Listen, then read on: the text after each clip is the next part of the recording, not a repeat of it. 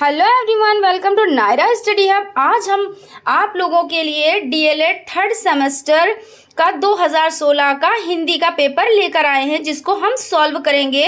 So friends, अगर आप हमारे चैनल पर नए हैं तो चैनल को सब्सक्राइब ज़रूर कर दें, और अगर आपको वीडियो अच्छी लगे तो एक लाइक भी ज़रूर कर दें। चलते हैं आज की सीरीज़ का फर्स्ट नंबर क्वेश्चन देख लेते हैं। फर्स्ट नंबर क्वेश्चन है, कबीर के सूफी गुरु कौन थे? ऑप्शन आ है शेख तकी, ऑप्शन बा है अब्दुल समद, ऑप्शन सा है मोहम्मद गौस और ऑप्शन दा है रहमान। तो इसका जो राइट आंसर हो जाता है वो आपका ऑप्शन आ यानी कि शेख तकी हो जाता है। यानी कि कबीर के सूफी गुरु शेख तकी हैं। उसके बाद यानी शेख तकी थे। उसके बाद देखते हैं नेक्स्ट क्वेश्चन। नेक्स्ट क्वेश्चन है, क्या भूलूं क्या याद करूं की विधाएं?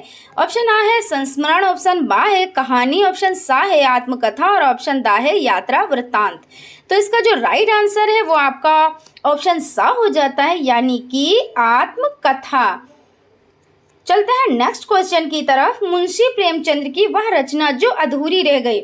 इसमें ऑप्शन आ है मंगलसूत्र, ऑप्शन बा है करबला, ऑप्शन सा है रंगभूमि और ऑप्शन दा है कर्मभूमि। तो इसका जो राइट आंसर है वो है आपका मंगलसूत्र। चलते हैं नेक्स्ट क्वेश्चन की तरफ। नेक्स्ट क्वेश्चन है, रसाल पर्यायवाची शब्द है। तो ऑप्शन आ है कोयल का, ऑप्शन बा है पान का, ऑप्शन सा है आम का और ऑप्शन दा है सगा भाई का। तो रसाल पर्यायवाची शब्द है आम का, यानी कि आपका सा ऑप्शन राइट हो जाता है। उसके बाद चलते हैं नेक्स्ट क्वेश्चन की तरफ। नेक्स्ट क्वेश्चन है, घड़ी साज शब्द है।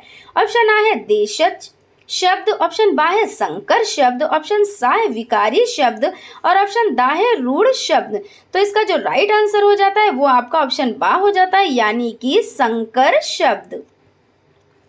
चलते हैं नेक्स्ट क्वेश्चन की तरफ। देखिए, ये आपके अति लघु त्रि टाइप क्वेश्चन है। आप लोगों के बहुविकल्पी टाइप क्वेश्चन कंप्लीट हो गए हैं। उसके बाद चलते हैं, देखते हैं अति लघु त्रि टाइप क्वेश्चन। इसमें है 12 बाट होना लोकित का अर्थ बताते हुए इसका वाक्य में प्रयोग कीजिए। तो देखिए, 12 बाट होना मतलब होता है अलग होना। तो इसमें वाक्य प्रयोग है, रमेश अपने भाई से 12 बाट हो गया। उसके बाद चलते हैं नेक्स्ट क्वेश्चन की तरफ। देखिए, नेक्स्ट क्वेश्चन है, ता था दा धा का उच्चारण स्थान बताएं। तो देखिए, इसमें जो ता था दा धा का उच्चारण स्थान है वो है दंत। देखिए, इसी तरीके से कंठ होता है। तो देखिए, का खा गा घा और छोटा आ बड़ा आ और हा, ये क्या होता है आपका कंठ। और उसके बाद देखिए, तालु से क्या, तो चा छा जा झा, छोटी ई बड़ी ई या और शा, ये आपके तालु हो जाते हैं।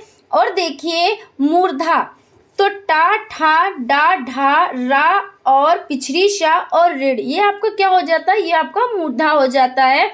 और देखिए दंत, जो आपका ये देखिए क्वेश्चन है कि ता था दाधा का उच्चारण स्थान। तो देखिए दंत में क्या क्या आता है, तो ता था दाधा और ला और सा आता है।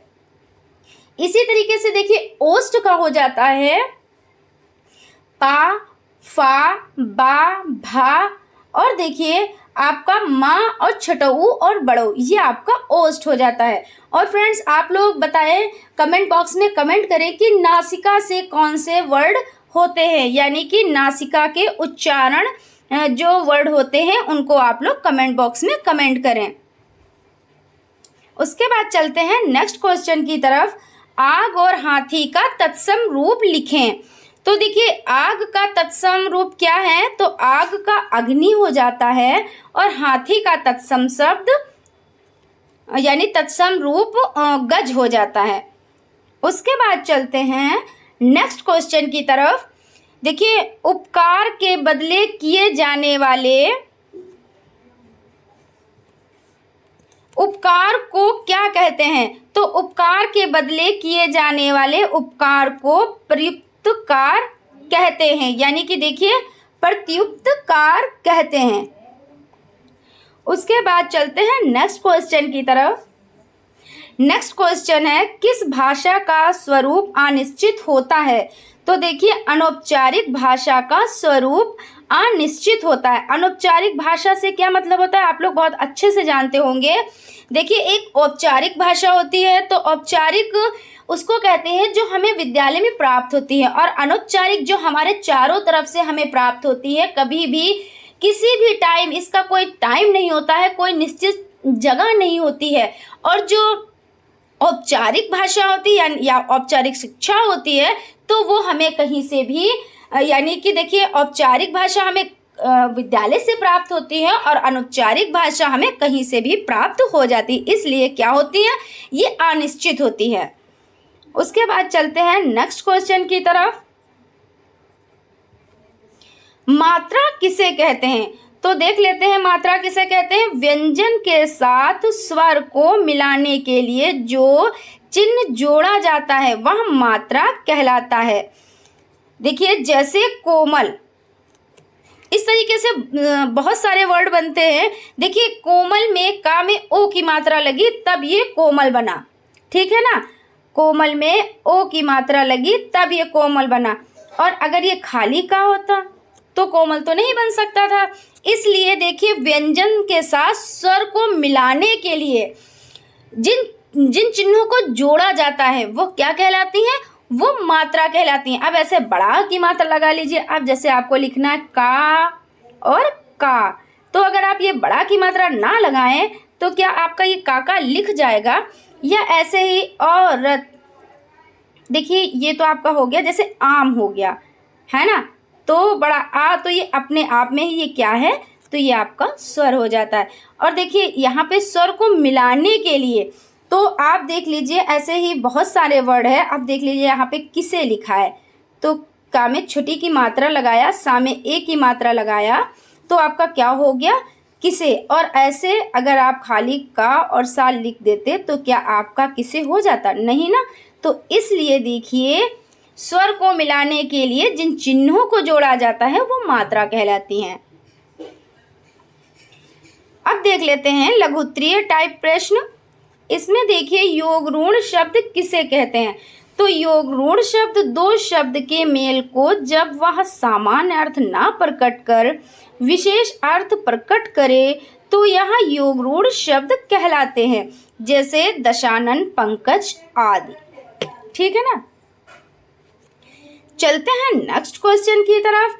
नेक्स्ट क्वेश्चन है, मुहावरे से आप क्या समझते हैं, तो देखिए, मुहावरा मूल रूप से अरबी भाषा का शब्द है। किस भाषा का शब्द है मुहावरा, तो अरबी भाषा का, ठीक है ना। देखिए, जिसका अर्थ है बातचीत। मुहावरा नैसर्गिक या सहज होता है, इसका रूप परिवर्तित नहीं किया जा सकता है। मुहावरे के प्रयोग से भाषा की सुंदरता बढ़ जाती है, किंतु यह आवश्यक है कि सही मुहावरे का प्रयोग किया जाए, अन्यथा अर्थ का अनर्थ हो सकता है, ठीक है ना। उसके बाद चलते हैं नेक्स्ट क्वेश्चन की तरफ। नेक्स्ट क्वेश्चन है, अर्थ के आधार पर शब्दों के कितने भेद हैं, स्पष्ट कीजिए। तो अर्थ की दृष्टि से शब्द 5 प्रकार के होते हैं, और मतलब आपका जो पॉइंट 1 है वो है एकाकी शब्द। देखिए, एकाकी शब्द वे कहलाते हैं जिनका वाच्यार्थ एक ही होता है। व्यक्तिवाचक संज्ञाएं, स्थानों के नाम आदि इस श्रेणी के शब्द हैं, जैसे जनवरी, हिंदी, आगरा, नरेंद्र मोदी आदि। ये क्या हो जाते हैं, एकाकी शब्द हो जाते हैं। उसके बाद देखते हैं अनेकार्थी शब्द। तो अनेकार्थी शब्द में देखिए, भाषा में अनेक शब्द ऐसे होते हैं जिसके नाम से अधिक अर्थ होते हैं। वे शब्द देखिए, प्रसंग बदलने पर अलग अलग अर्थ देते हैं, जैसे तारा, तो आँखों की पुतली और नक्षत्र। फिर उपचार, उपाय भी होता है, सेवा भी होती है और इलाज भी। उसके बाद देख लेते हैं नेक्स्ट पॉइंट। देखिए, समरूपी भिन्नार्थक शब्द। कुछ शब्द इतने मिलते जुलते हैं कि प्रयोगकर्ता उन्हें एक ही मान बैठते हैं, जबकि उनका अर्थ एक दूसरे से पूर्णतः भिन्न होता है। जैसे देखिए, अति, अति मिस हो जाता है बहुत, और इति मिस हो जाता है समाप्त। इसी तरह अचरमिस हो जाता है जड़ और अचिरमिस हो जाता है शीघ्र। उसी तरह से अंश मतलब भाग हो जाता है और अंश मतलब कंधा हो जाता है। इस तरह से और भी बहुत से शब्द होते हैं। चलते हैं नेक्स्ट पॉइंट की तरफ। पर्यायवाची या समानार्थी शब्द, एक अर्थ को प्रकट करने वाले अनेक शब्दों को पर्यायवाची या समानार्थी कहते हैं, जैसे जल, नीर, वारी, पानी। उसी तरह देखिए 5 नंबर का पॉइंट देख लेते हैं। विपरीतार्थक या विलोम शब्द, कुछ शब्दों के युग्म ऐसे होते हैं जो परस्पर विरोधी होते हैं, ये विलोम या विपरीतार्थक कहे जाते हैं, जैसे सुख दुख, अमृत विष, जड़ चेतन, सम्मान अपमान, आयात निर्यात आदि। उसके बाद देखते हैं नेक्स्ट क्वेश्चन। देखिए नेक्स्ट क्वेश्चन है, हंस पद एवं समाप्ति सूचक विराम चिन्हों का संकेत बताते हुए उनका प्रयोग सुनिश्चित कीजिए। तो देखिए हंस पद आप लोग अच्छे से जानते होंगे, उसको इस तरह से ये आपका हंस पद हो जाता है। जब लिखते समय भूल से कोई शब्द छूट जाता है तो वहाँ हंस पद का चिन्ह प्रयोग करते हैं। जैसे आप कुछ भी लिख रहे हैं और उसके बाद कहीं पे भी कोई चीज़ आपकी छूट जाती है, मान लीजिए आप कुछ भी लिख रहे हैं, जैसे लिख रहे हैं हिंदी भाषा को लिखते समय सावधानियां गलतियां, तो इसमें आपने लिखा हिंदी भाषा को समय सावधानियां गलतियां। अब लिखते समय लिखना है तो वहाँ पे आपको क्या करना है, हंस पद लगा देना है और उसके ऊपर वही वर्ड लिख देना है। जैसे देखिए राम बहुत ही अच्छा लड़का है। अब देखिए यहाँ पे राम हो गया, उसके बाद बहुत ही ये नहीं लिखा गलती से, और उसके बाद अच्छा लड़का है, तो क्या करेंगे यहाँ पे हंस पद लगा देंगे, यानी इस चिन्ह का प्रयोग कर देंगे और ऊपर की तरफ जो चीज़ छूट गई है, यानी जो वर्ड छूट गया है उसको लिख देंगे। ठीक है ना। तो हाँ, मुझे आशा है कि आप लोग अच्छे से समझ गए होंगे। उसके बाद देखते हैं समाप्ति सूचक चिन्ह। देखिए समाप्ति सूचक चिन्ह, अब आप लोग ये चिन्ह देखकर कंफ्यूज बिल्कुल भी ना हो, क्योंकि देखिए इसको पूर्ण विराम नाम से भी जानते हैं। देखिए समाप्ति सूचक चिन्ह को और किस नाम से जाना जाता है, तो पूर्ण विराम। और देखिए पूर्ण विराम का अर्थ है पूरी तरह रुकना या ठहरना। जहां वाक्य पूरा होता है वहां यह चिन्ह लगता है। जैसे देखिए राहुल विद्यालय जाता है। अब देखिए वाक्य आपका कंप्लीट हो गया, यानी कि पूरा हो गया और यहाँ पे पूर्ण विराम लग गया।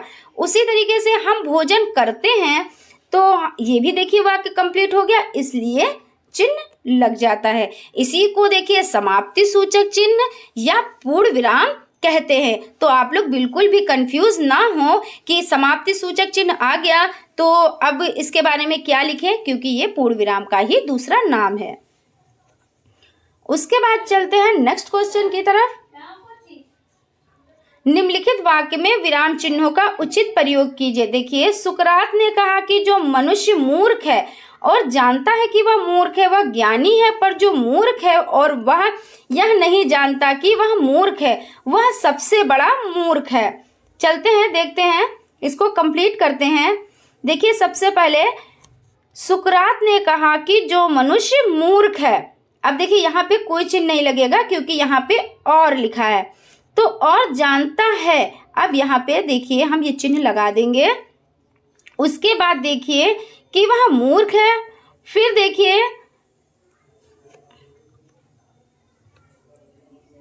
वह ज्ञानी है, पर जो मूर्ख है और यह नहीं जानता कि वह मूर्ख है वह सबसे मूर्ख है। ठीक है ना। उसके बाद चलते हैं नेक्स्ट क्वेश्चन की तरफ।